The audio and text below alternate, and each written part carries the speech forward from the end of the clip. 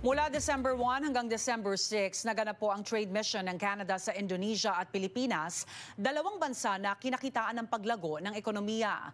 Narito ang one-on-one interview sa isang Filipino immigration lawyer na saksi sa mga pag-uusap doon. Natapos na nga po ang trade mission ng Canada sa Pilipinas at bahagi ng delegasyon ng Team Canada ang immigration lawyer na si Lou Jansen Dangzala na kasalukuyang nasa Maynila pa rin. Lou, magandang araw. Ikaw muna correspondent namin dyan. Magandang umaga, magandang araw, magandang gabi sa mga tagapagsubaybay. Alright, Lou. Kung may magandang balitang hatid itong trade mission na ito, ano yun sa tingin mo? Dito sa Maynila, in-announce po ni Minister Ing kasama po ang dalawang cabinet secretaries ng administrasyon ngayon sa Pilipinas na nagsimula na po ang mga discussions para sa isang seryoso at malawakang free trade agreement between the Philippines and Canada. So napakalaking bagay po nito at isa po sa binanggit ni Minister Ing at kasama din po isang MP from Canada, si Kevin Lamoureux, who represents a riding in Winnipeg, Manitoba, na ang riding nga po niya ay 40% Filipino-Canadian of origin po. So napakalaking bagay ng pag-leverage po ng Filipino-Canadian diaspora na nasa Canada para sa pagpapalakas pa ng ugnayan ng ating bansa.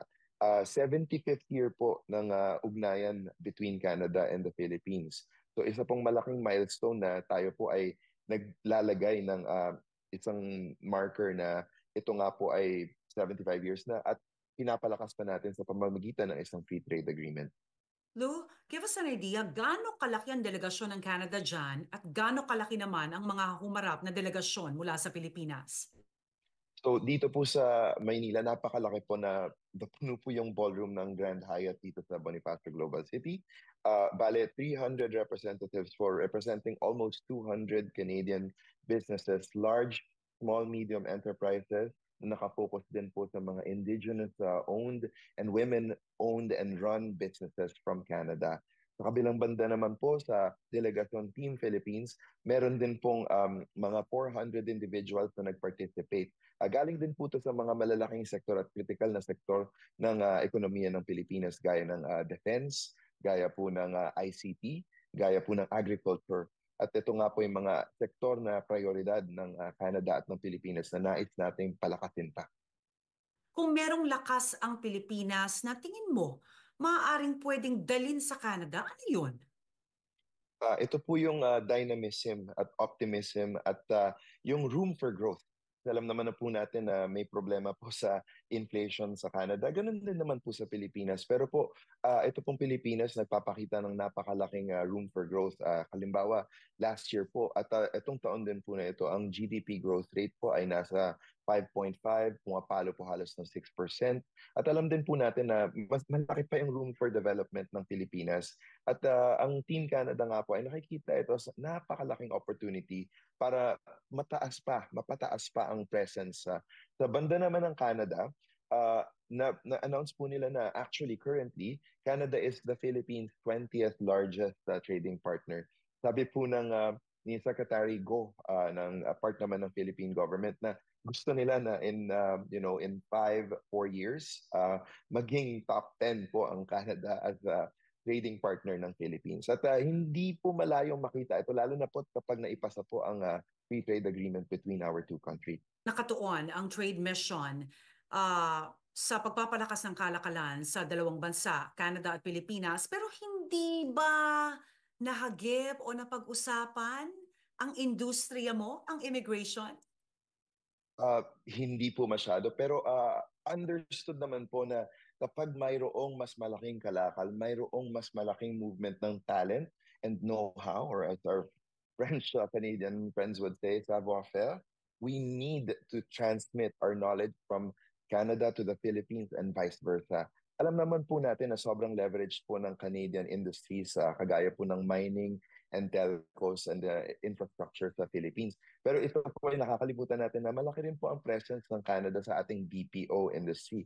So sa knowledge and information technology and services, nandito rin po tayo, ang Canada po sa Pilipinas and vice versa. So ang movement po ng tao from Canada to the Philippines and Philippines to Canada ay isang magiging malaking critical na pillar ng itong ng mga agreement na paparating pa. Kadalasan nga po, itong mga comprehensive economic partnerships na pinipirmahan at nilalagdaan ng Canada, may kasamang mga provision sa pagpapalakas ng existing human mobility provisions ng General Agreement on Trade and Services na saklaw nga po ng World Trade Organization na incidentally, ang Philippines po at ang Canada po ay both parties to.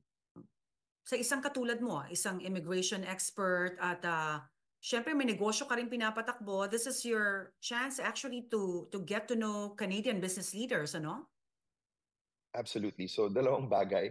Siguro on a personal note, nung opening po ng ceremonies dito sa Philippines, napaka-touching po na sabay pong pinatugtog ang anthem ng Canada at Philippines. And it was quite a moment as a Filipino-Canadian na marinig ang both anthems in Manila, played side by side. Pangalawang banda naman, gaya nga ng sabi ninyo, napakalaki pong opportunity for small and medium enterprises gaya ko po na mag-participate sa mga events na ito. So, invitation po sa ating mga kababayan na nasa Canada na meron pong mga businesses din po. Participate po tayo sa mga ganitong event. Meron po akong mga nakasamang mga Filipino-Canadians po from Vancouver, Calgary, Toronto na nandito po sa Manila para mag-participate po sa TCTM. Pinag-usapan po namin ang importation, halimbawa ng mga Filipino goods na hindi pa rin nakakasampa sa Canada na gustong-gusto natin makuha. Alam naman po natin kung ano po yung mga inuwi natin sa Canada, hindi po ba? Kapag Katulad umuwi ng tayo. sample. Kagaya po ng mga products na nakukuha natin sa mga specialty shops like mga delis. Ito po ay kasama po sa magiging agreement between Canada and the Philippines pagdating po sa sanitary and phytosanitary standards. Once na malagdaan po ito, mapapacilitate po natin ang trade between Canada and the Philippines. Pero at the same time, meron mga current businesses na nagpapalakas pa ng kanilang negosyo, pag-share ng know-how nila kung paano po mag-import at mag-export, paano po mag-move ang talent between the two countries across the Pacific. Ito po ang ating objective at napakalaking bagay po ng suporta ng Government of Canada at ng Embahada ng Canada.